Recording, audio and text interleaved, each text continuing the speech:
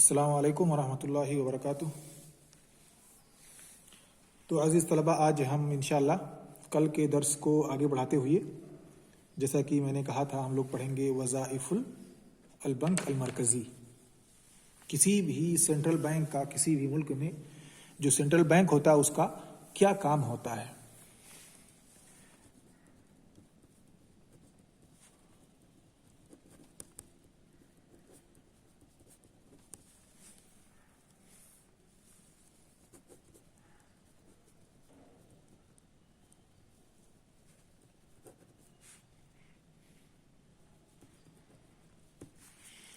Function of central bank, आप इसे bracket में लिख सकते हैं RBI, reserve bank of India.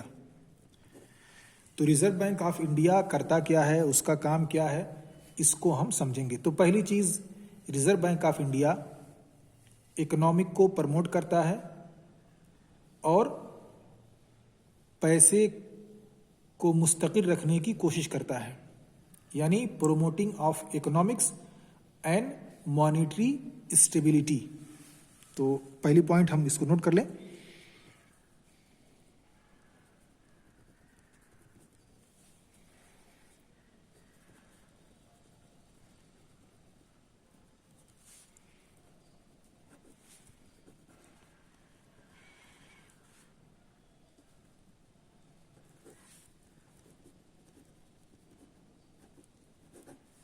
इसे हम कह सकते हैं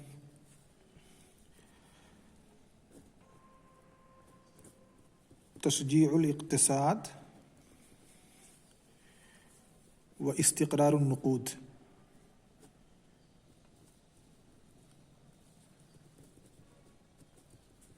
ये उसका मेन फंक्शन होता है।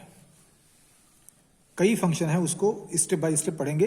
पहला फंक्शन यही है कि मुल्क में इक्तिसाद को प्रमोट देता है, कुछ ऐसे पॉलिसीज को अपनाता है जिससे मुल्क में इक्तिसादी हालत ठीक रहे, डेवलपमेंट होता रहे, जीडीपी बढ़ती रहे और नकद जो है ये मुस्तकिल रहे।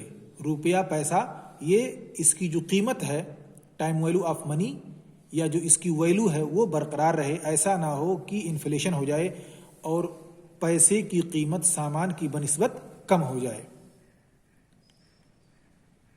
तो जो आरबीआई है ये आम तौर पे स्टेबल प्राइस के लेवल को कंट्रोल करता है और इन्फ्लेशन को कम करता है, महंगाई को कम करता है और पैसे की कीमत को बरकरार रखने की कोशिश करता है। अब ये मॉनेटरी पॉलिसी को अपना करके कि मुल्क में कितना पैसा लोगों के हाथों में होना चाहिए, कितनी लिक्विडिटी मार्केट में, बाजार में होनी चाहिए, हर शख्स के पास कितना पैसा, किस मिकदार में, कितना परसेंटेज होना चाहिए ताकि लोग खरीदते रहें और इकोनॉमिक्स चलती रहे, और कितना नहीं होना चाहिए। ऐसा ना हो कि लेवल पैसे का बढ़ जाए, लोगों के पास पैसा ज़्यादा हो जाए, लोग खरीदो फरोख्त ज़्यादा करने लगें, लोगों के पास पैसा ज़्यादा होने की वजह से लोग किसी चीज़ की कीमत पर ध्यान ना दें और अलल्ले दलल्ले उसको ख़रीदने लगें, महंगाई बढ़ जाए।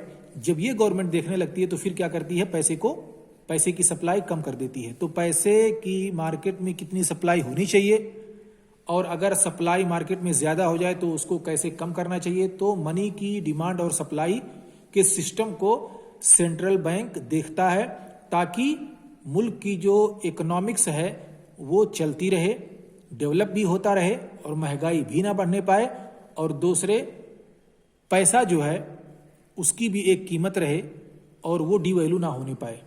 तो ये चीज रिजर्व बैंक ऑफ इंडिया देखती है। इसके अलावा रिजर्व बैंक ऑफ इंडिया चूंकि गवर्नमेंट की बैंक होती है तो गवर्नमेंट को मशवरे देना, उनके लिए एक तरह से एडवाइजरी का काम करना, एडवाइजरी एजेंसी का काम करना, उनका फिजिकल एजेंट होना, गवर्नमेंट की जो सिक्योरिटीज इशू की जाती हैं, गवर्नमेंट की तरफ से जो सनदात और बॉन्ड्स इश्यूज किए जाते हैं, उसकी देखभाल करना, उसको मैनेज करना, गवर्नमेंट की तरफ से कोई फाइनेंसिंग सिस्टम है उसको देखभाल करना, ये टोटल काम किसका होता है? सेंट्रल बैंक का। तो इनको देखने के लिए मुख्तलिफ अदवात और मुख्तलिफ टूल्स को अपनाती है।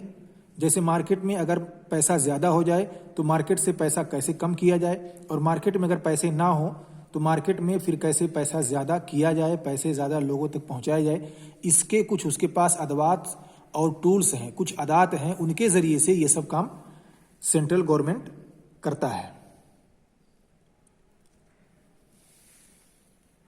दूसरा काम है बैंक का प्रमोट फाइनेंशियल स्टेबिलिटी।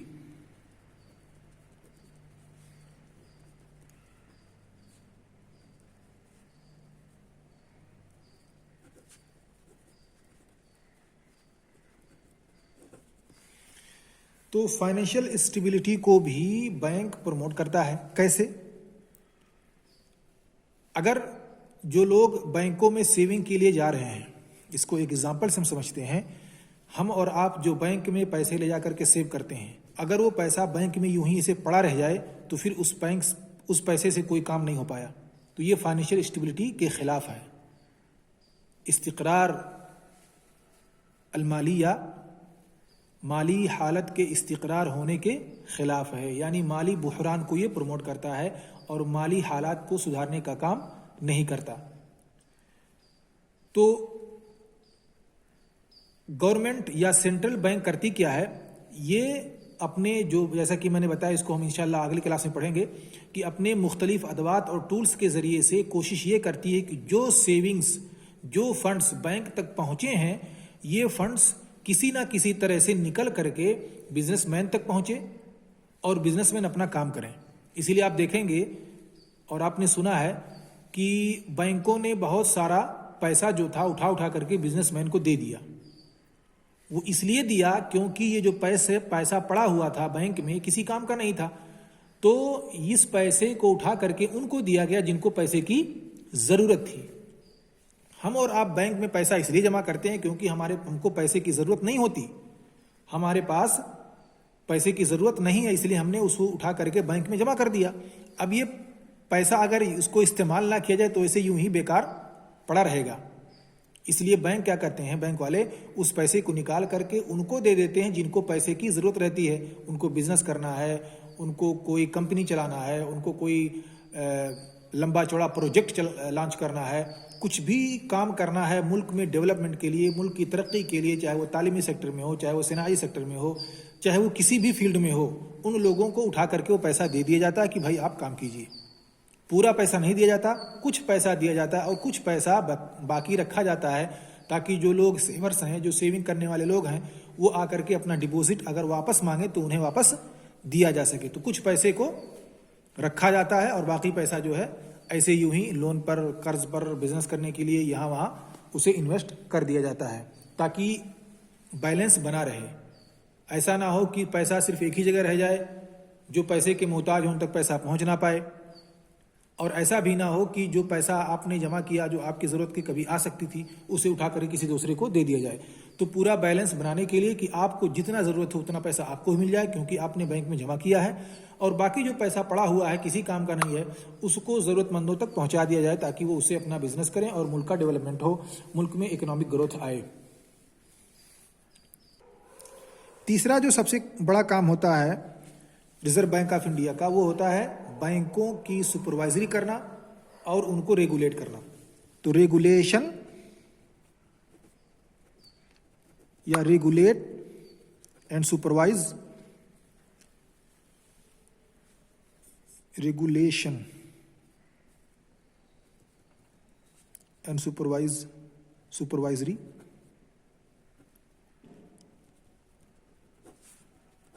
ऑफ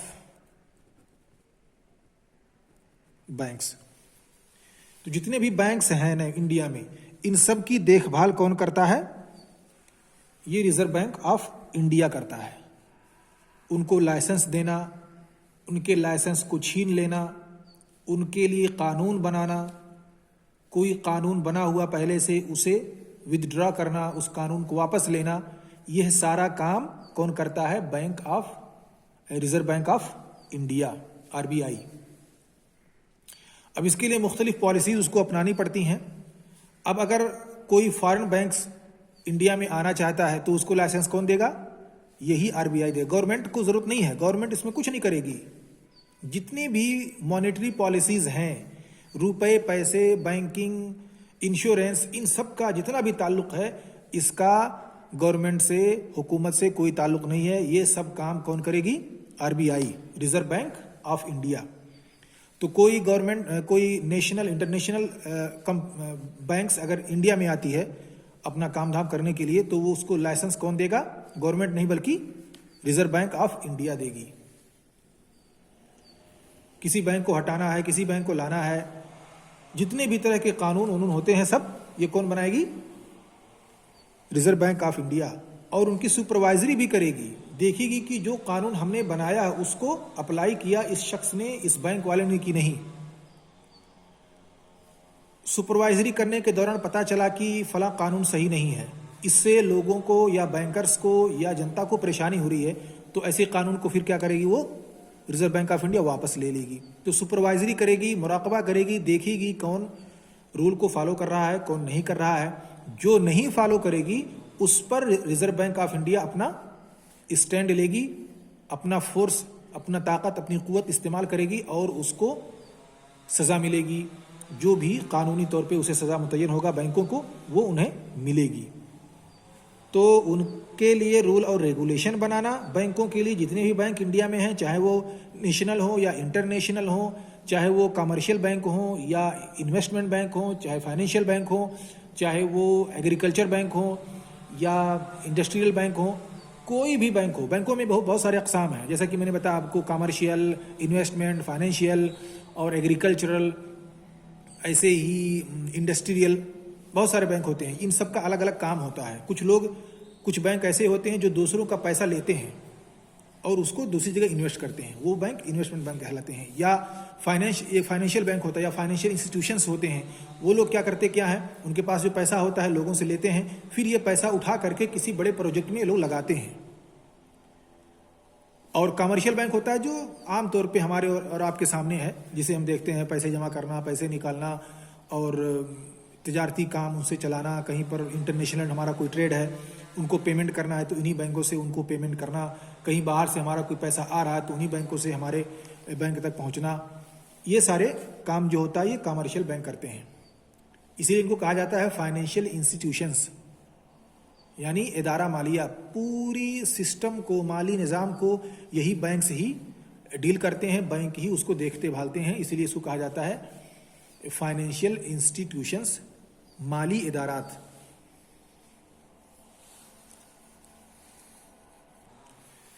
तो ये जो मेजर काम है ये बैंक देखता है, ये रिजर्व बैंक ऑफ इंडिया देखता है। और उसके अलावा छोटे छोटे इसके काम भी है बहुत सारे जो अपने तौर पे करता है। जैसे नोट कौन इशू करता है? RBI। RBI क्या करता है? नोट इशू करता है। एक तरह से ये हो गई नोट इशूइंग एजेंसी, ठीक है।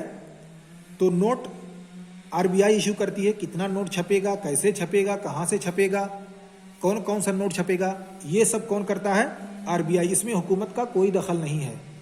ये अलग बात है कि हुकूमत उसको कैप्चर कर ले, अपने लोगों को RBI में बैठाए, ये एक अलग मसला है। लेकिन एज ए ऑर्गेनाइजेशन ये एक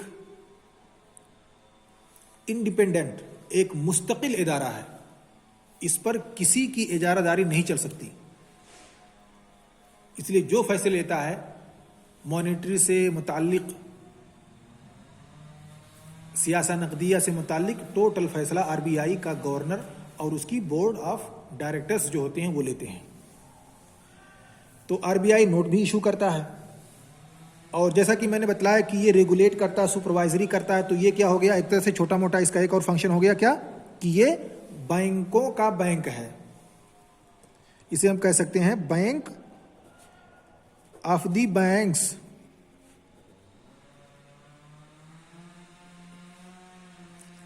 या financial institutions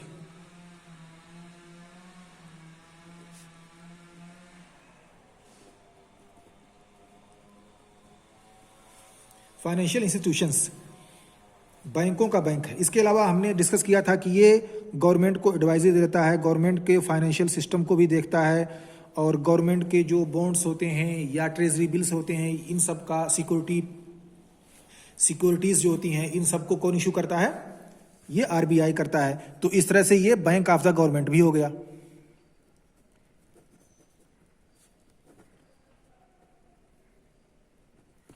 bank of the government, GOVN। चलो पूरा लिख देते हैं।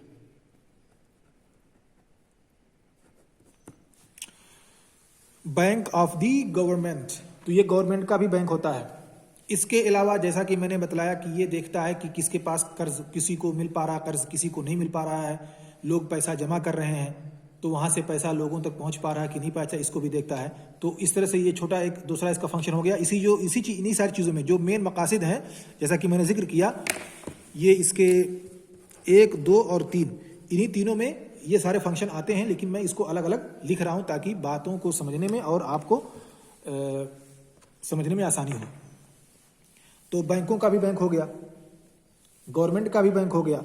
ऐसे ही क्रेडिट मैनेजमेंट का भी काम यही करता है कि किसको कर्ज मिलना चाहिए, कितना मिलना चाहिए, कब मिलना चाहिए, कितने इंटरेस्ट पर मिलना चाहिए, किस बिजनेसमैन को या बिजनेसमैन जो लोग हैं, बिजनेस करने वाले हैं या हाउस होल्ड हैं या कोई बिजनेस करने वाले, छोटी मोटी बिजनेस करने वाले हैं, ऐसे लोगों को किस किस ब्याज दर पर, किस किस इंटरेस्ट रेट पर इनको कर्ज मिलना चाहिए बैंकों से, ये कौन फैसला करता है?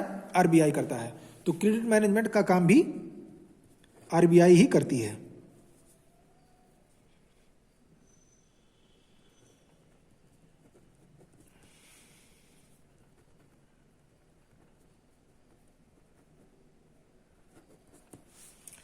क्रेडिट मैनेजमेंट का काम कौन करती है? आरबीआई करती है। ऐसे ही जब एकदम से कहीं पैसा ना बचा हो, कोई बैंक गवर्नमेंट को पैसे ना दे रहा हो या किसी एक बैंक को दूसरा बैंक पैसे ना दे रहा हो, तो ऐसी हालत में जब कुछ ना बचा हो, कोई किसी को कर्ज देने वाला ना बचा हो, ना गवर्नमेंट को, ना बैंक को, ना किसी और को, तो ऐसी हालत में कौन कर्ज देता है जरूरतमंदों को? यही आरबीआई देता है।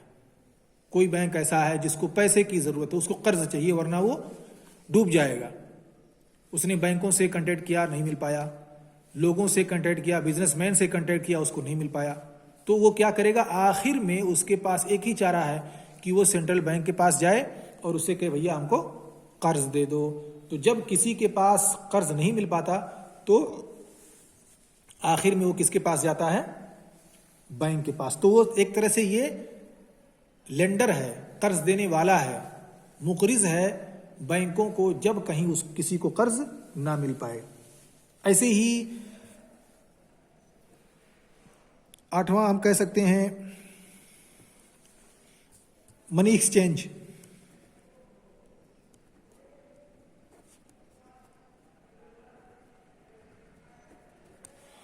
मनी एक्सचेंज के सिस्टम को भी आरबीआई ही देखती है। हम जो पैसा चेंज करते हैं डॉलर से रुपया में, रुपया से पाकिस्तानी करेंसी में, नेपाली करेंसी में, रियाल में, रियाल से इंडियन करेंसी में, इन सारे सिस्टम की देखभाल कौन करता है? आरबीआई। ऐसे ही हम कह सकते हैं कि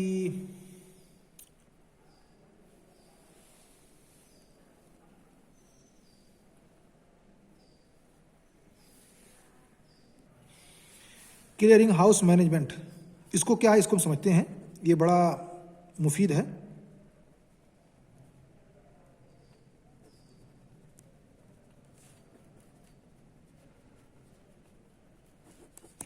clearing house management, clearing house management यानी जब हम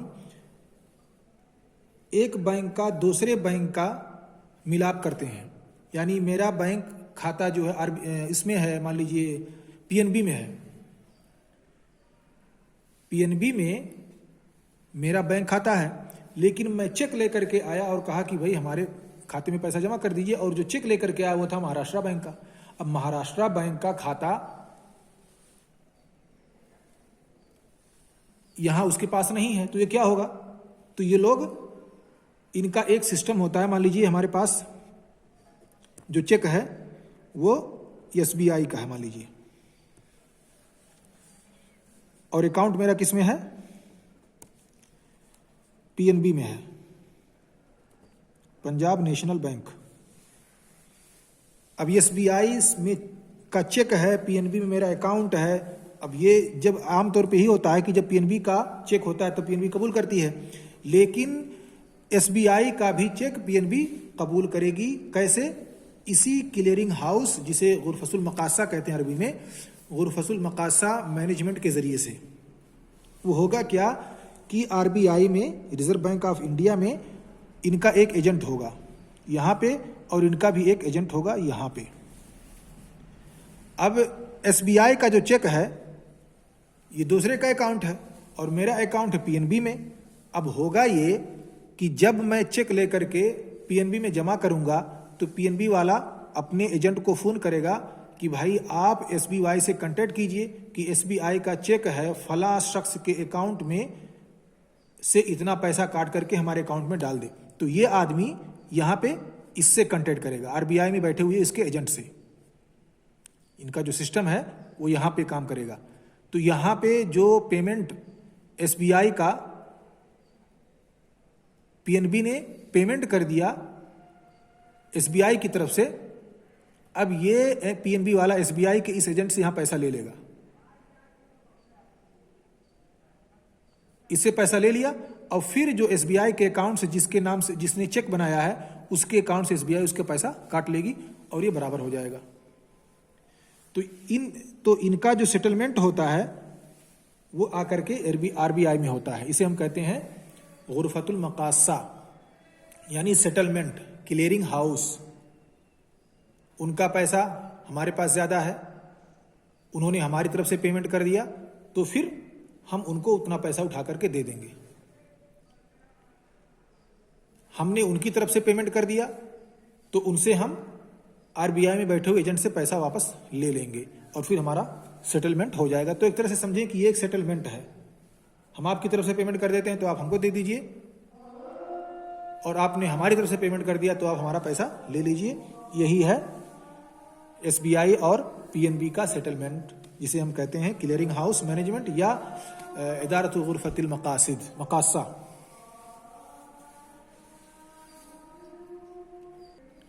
तो आमतौर पे ये रहा जो काम RBI करती है।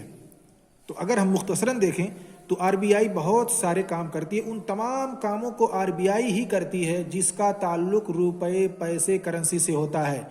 चाहे वो करेंसी का एक्सचेंज हो, चाहे वो करेंसी इशू करना हो, चाहे वो करेंसी बैंक में जा रही हो या बैंक से आ रही हो, चाहे करेंसी पेमेंट हो। एक बहुत अहम काम होता है पेमेंट सिस्टम को भी RBI ही देखती है। पेमेंट सिस्टम यानी जैसे आप देख रहे हैं आपके पास पेटीएम है, पेटीएम को लाइसेंस किससे लेना पड़ता है? RBI से। ऐसे ही फोन पे है या ऐसे ही एक्सप्रेस पे है।